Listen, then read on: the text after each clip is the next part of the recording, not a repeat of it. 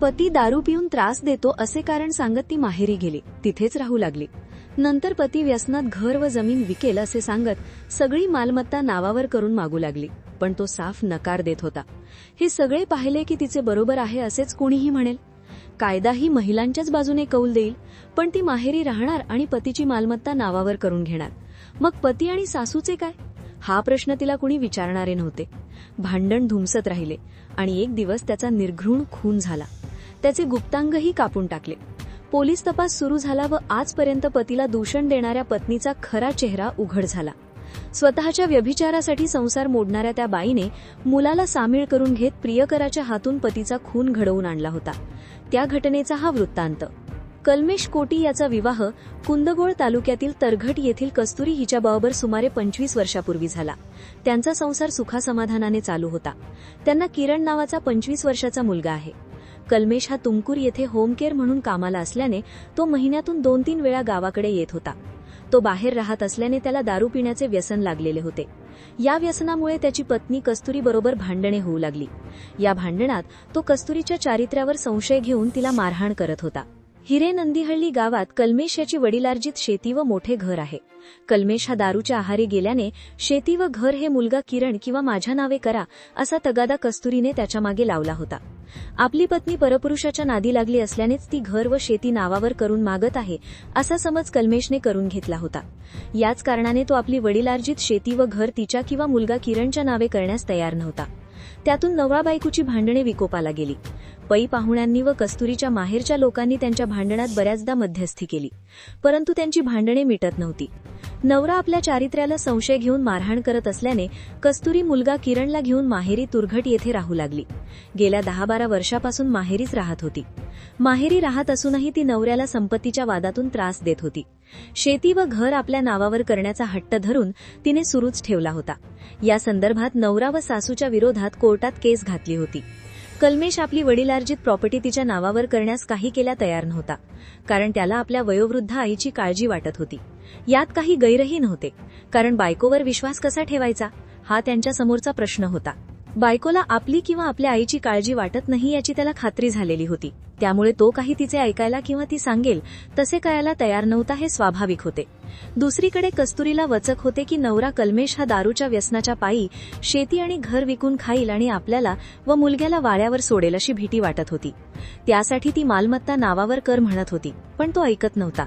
त्याने पत्नी कस्तुरी आणि मुलगा किरण याला बऱ्याच वेळेला आपल्या गावी म्हणजे हिरेनंदीहळ्ळी येथे येऊन राहा, आपली भांडणे मिटवून घेऊया असे सांगितले. परंतु कस्तुरीने आपला हेका कायम ठेवला होता. मग तोही तिला जुमानत नव्हता. दरम्यान तुरघट येथील एका इसमाशी तिचे अनैतिक संबंध असून त्याच्यासाठीच ती तिथे राहत असल्याची माहितीही कल्मेशला मिळाली. तसा तो भडकला. ती ज्यावेळी प्रॉपर्टीच्या संबंधातून त्याच्याशी भांडण करायला येत होती त्यावेळी तो तिच्या अनैतिक संबंधाचा मुद्दा पुढे करत होता. त्यामुळे तिचे बोलणे खुंटत होते आणि भांडण धुमसतच राहिले होते. नवरा आपल्या नावे शेती व घर करण्यास तयार नव्हता. त्यातच त्याला आपल्या अनैतिक संबंधाचीही माहिती मिळाली होती. त्यामुळे तो काही तिला बधणार नव्हता.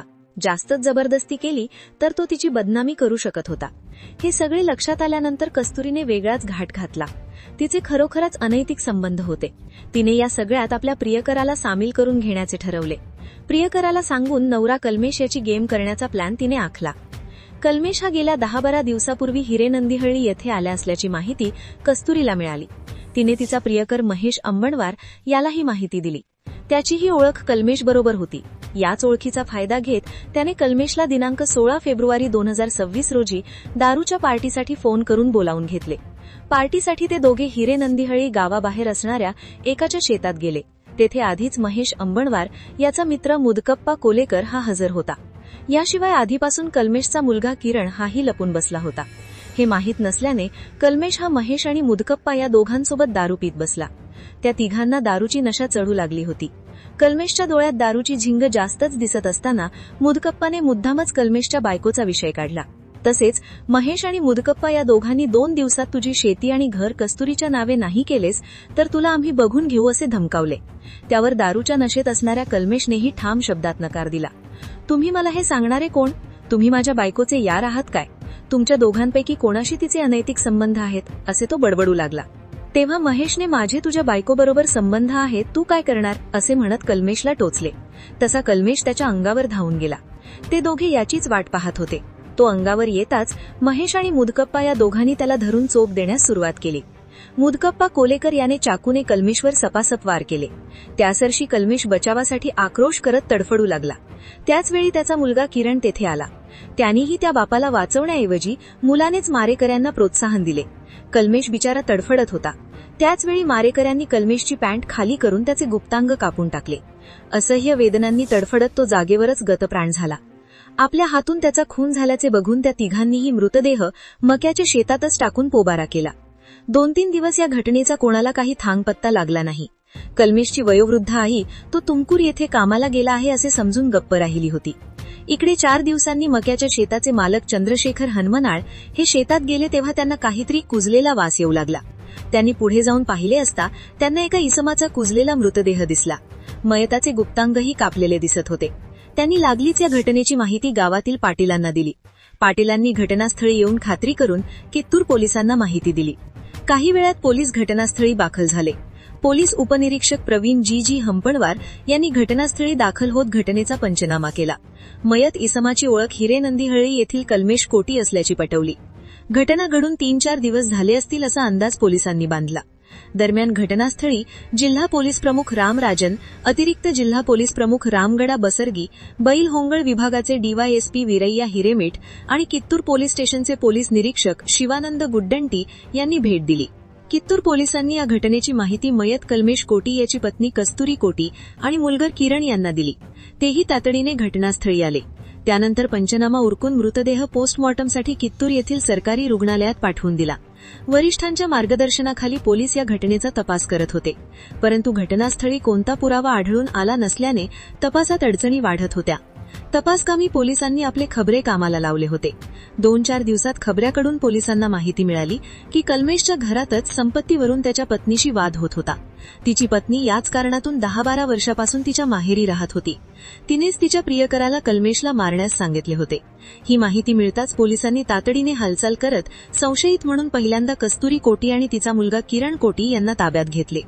तिच्याकडे चौकशी करत असता तिने गुन्हा मान्य केला. पती कल्मेश याची हत्या आपणच आपल्या प्रियकर व मित्राच्या मदतीने केल्याचे सांगत यात मुलगा किरण यालाही सामील केल्याचे पोलिसांना सांगितले. तिच्याकडून मिळालेल्या माहितीवरून महेश अंबणवार, त्याचा मित्र मुदकप्पा कोलेकर यांना ताब्यात घेतले. त्यांनी आपला गुन्हा मान्य केला. या चौघांनी गुन्हा कबूल केल्यावर पोलिसांनी या घटनेची फिर्याद शेतमालक चंद्रशेखर हनमनाळ याच्याकडून घेतली.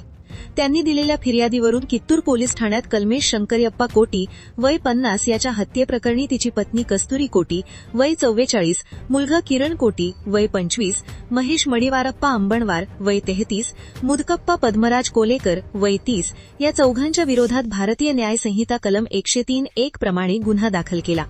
या चौघांना पोलिसांनी कित्तूर कोर्टासमोर उभे करत असताना त्यांची रवानगी बेळगावी येथील हिंडलगाव जेलमध्ये केली. पोलिसांनी त्यांच्याकडून गुन्ह्यात वापरलेला चाकू आणि मोटरसायकल जप्त केली. या घटनेचा तपास पोलीस निरीक्षक शिवानंद गुड्डंटी, पोलीस उपनिरीक्षक प्रवीण, पोलीस उपनिरीक्षक जी हंपणवार, ISI RK गेंजरी, BY उपरट्टी, RS Sheila, MB Kambar, AM चिक्केरी, MR लम्मानी, SM मुरगोड, SP तिप्पणवार, GS Salim math, JG Patil, LK Kumbhar, SA Patil यांनी केला.